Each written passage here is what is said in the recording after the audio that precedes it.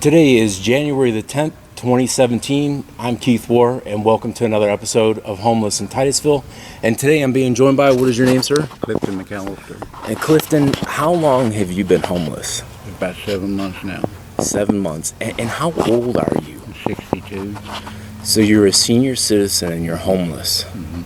So tell me how that happened. Well, I had a home in West Virginia, and I took and, actually, I lost my money at one time, and they gave me a chance to pay it, and then it started going up more and more, And How did you lose your money? What do you mean by that? Well, what happened was when I went to to get my money order for my rent, okay, I lost my money. Evidently, when I stuck my hand in my pocket, I had pulled it out, and for what reason, how you search around in your pocket and stuff, and you'll put your hand in your pocket and it'll come out. And so when I went to pay my rent, I couldn't get a money order or nothing. And I thought, oh my God, I'm gonna get thrown out. But they gave me a chance to catch it up.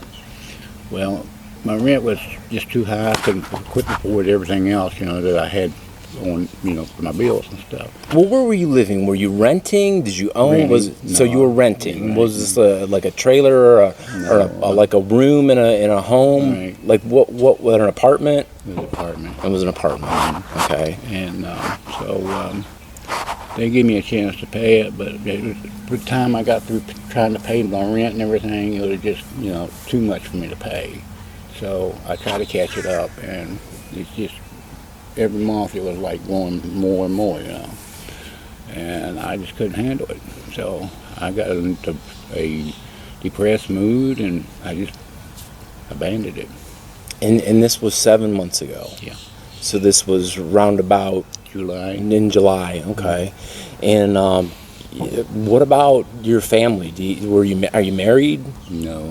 No. Divorced. Mm-hmm. And how about children? Do you have any children? I got two. I got one in Pennsylvania, and I got one in North Carolina, or South Carolina, I'm sorry. They've all got families of their own, and I guess I'm just kind of an outcast, of the family. So These sons or daughters that you have? Yeah, I got a son in, like I said, in South Carolina. He's supposed to be a state trooper, and my daughter, she lives in Pennsylvania. The last time I heard, she was in Harmony, Pennsylvania. And your son, where is he a state trooper? Do you know what city or town or county? I have no idea. Just the only thing I know, he was a state trooper. But anyhow, make a short story short, my family, they all turned their back on me, when they started having families, my sisters and my brothers, and, So do they know you're homeless? No, they don't know. I don't think they really care, Well, when's the last time you had any contact with your children? Oh, it's probably been about a year now. It's been about a year. So you saw them around last Christmas or so? Yeah, it's about last Christmas. Mm-hmm. And did you see him in person, or you just talked to him on the phone? No, I just talked to him. And how about social media? Do you have things like a Facebook account? No. No. So you don't connect with them anyway? They, like I said, they're I don't know, they're just people that They're just busy with their own lives? they got their own lives now. And how about a source of income? Do you work? Are you on Social Security, No, disability, or retirement? No, I'm on Social Security. And is that for retirement because you're at retirement age? Mm-hmm. And what kind of work did you do throughout your life? Construction work. There for a while I drove a van up in West Virginia, but CSX, I don't know if you've heard of it or not. Is that the train company? Yeah. CSX? Yeah. Mm-hmm. And they'll deliver them to the train, put them on the train.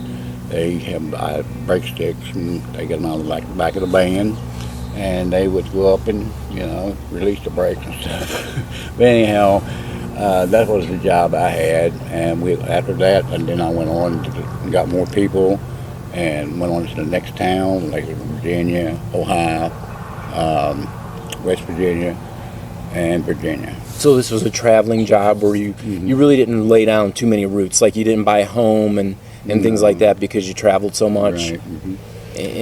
And you just had the 2 kids, and Right. did they live this life with you of traveling around, or? No. My one daughter, her mother raised her. She never asked for nothing or anything like that, and that's probably part of the reason why that, the reason why she didn't want nothing to do with me, because I never had nothing to, to help with, So, and then my other son, I helped with him for a little while. He was born in 1974. In 1977, I was divorced from her. So, and then she said she didn't want nothing from me. She took this other man. He was a truck driver, or he says he was anyway. But anyway, he raised him, and as his own son. So your kids were kind of taken from you. Yeah. Plus, you had a job that you traveled, so that made it tougher to have a relationship and then those kinds of things. So, how about as far as an income right now? Like, how much money do you receive a month? $736. That ain't much. No. And how about your veteran status? Were you ever in the military? No, sir, I wasn't. No, they wouldn't accept me because of my health. Because you're about the Vietnam draft age. About that age. So tell me, how do you make $736 a month last on the street being homeless? Yes, you can't, because your food, by the time you buy your food, and you got to have something to drink here in Florida, pretty much you got to go get a cooler, one of those styrofoams. By the time you drink all day long, and then there's other people that's homeless here too, and then I offer them drinks too. So you kind of feel bad because they're in the same spot as right, you, and I help them out, try to help. Right. But and I'm not judging. I don't want you to think that I'm judging. But do you drink alcohol on a daily basis, or do you have any other kind of substance problem? Nope. So you don't drink and you don't drug. No. The only thing I do is eat. Whenever I got my check, I get something to eat, or I go to a church around here. They'll provide you something to eat. And how about food stamps? Do you receive any food stamps? No. Have you ever applied for food stamps? No, I never applied, because to tell you the reason why, I don't know whether I'm going to be here or where I'm going to be. That's just it. Well, ideally, what would be your long-term plan? Would you stay here in Florida? What would you do? I like Titusville, because to tell you the reason why, it's I don't know, it's kind of country, and that's what I'm about, country. And up in the hills of West Virginia, it's nothing but country. You got hills, and but this is nothing like West Virginia, but it's country. You can go off to an offset place somewhere. It puts me in the mountain country, and so you want to stay here. So it sounds to me like you should apply for some of these things, and you should do this to see about housing and some other things. Right. And so, how about transportation? Do you have a car? No. Do you have a bicycle? I don't even have a bicycle. I was trying to get the church to help me with a car, so I can get back and forth to work and find some kind of work, And but nobody's ever come forth, so I'm just. And how about your health as far as working? My health is pretty good. It's not real the best, but it's pretty good. So when's the last time you've seen a doctor? I haven't seen a doctor. It's probably about 3 months now. 3 months. And the last time you did see a doctor, was that at an emergency room or no? It was at my own doctor. Really? Yeah. So that was in West Virginia. Let's see. It's been quite a while. So you're not on any medication? No blood pressure? No. Yeah, I'm on blood pressure. I'm on blood thinners. I'm on everything, you know.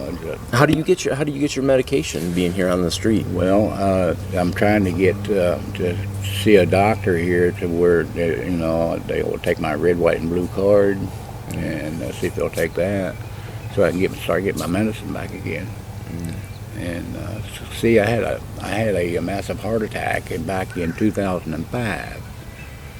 Okay, and I went to the hospital. I was in there for about 19 days, and I got up and started walking. And when they took the tube out of my mouth, and I guess I just strong enough to get up, you know.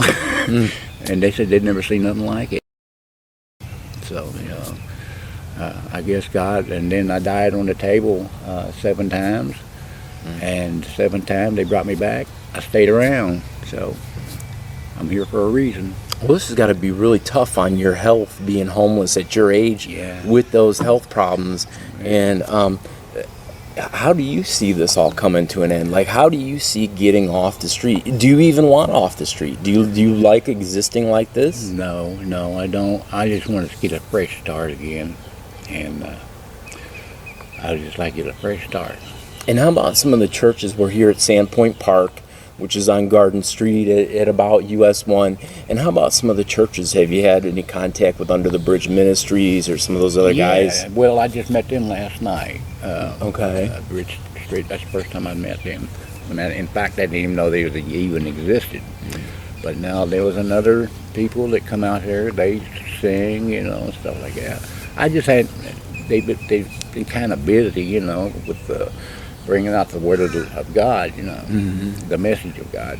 And I thought, well, that's beautiful, And, but anyway, they will listen, but I just haven't been around to talk to the people, to talk to the pastors and stuff like that, because I don't have a way around. I mean, I can walk around, close ones, right. But that's about it. I can't walk on, a whole bunch, but sometimes I have to stop and rest, Yeah. But And you told me too. We were talking. You told me it's been cold, and you said that there is a cold shelter. Tell me the story about what happened to you with the cold shelter. Well, the cold shelter, they took us in there one night. It was 40 degrees. So this is like over the past couple of weeks here. No, this has been like let's see, what was it? Saturday. Oh, so okay, Remember real that? recently. Yeah. So anyway, we went up there the next night, and they turned me away. Said it wasn't 43. It was 43 degrees, and I thought, well, that's not right, because there's a lot of people down here. It was cold, and so when it was 40 degrees, they would let you stay, but when it was 43, they would not let you stay. No, they would not. They would not let me stay whatsoever. They won't let anyone stay until if it's 40 degrees or down below colder. And when you did stay, when it was 40 degrees, what were the accommodations like? Were you in a bed? Were you on a cot? Were you on a floor? Were you in a sleeping bag, a bed? Well, we was I was on a cot, which I slept real good. It was nice and warm. The first night was really nice. They fixed us dinner. They fixed us breakfast. Even fixed me up some peanut butter and jelly sandwiches, and some cookies and bananas. And I had all this stuff, and it lasted a couple of days, Right. But whenever it's 43 degrees, and it's cold out here, and they got to realize that the people here in Titusville, some people freeze to death because they don't have sleeping bags. I didn't have one until the guy there at the VA, he gave me one. So when he gave me one, then I So said, the guy at the DAV, are you talking about a guy named George Taylor, maybe? A lot of guys know him. He's got a cowboy hat. Yeah, that's him. Yeah, Okay. Yeah, he gave me one, and which I thanked him, and I was appreciative because it was cold, Yeah. And but anyway, just because that the weather is not 40 degrees or 39 Those degrees. 3 degrees made the difference Yeah. between being outside Right. and being inside. Right. So just like this gentleman was out back here last night, he didn't even have a coat on or nothing. I took my Western shirt and put it over top of him. which he went home with it, but that's okay, you know. Right, yeah. But anyway, I took care of him, and he was okay. I watched him walk away. He was drinking, you know. Yeah.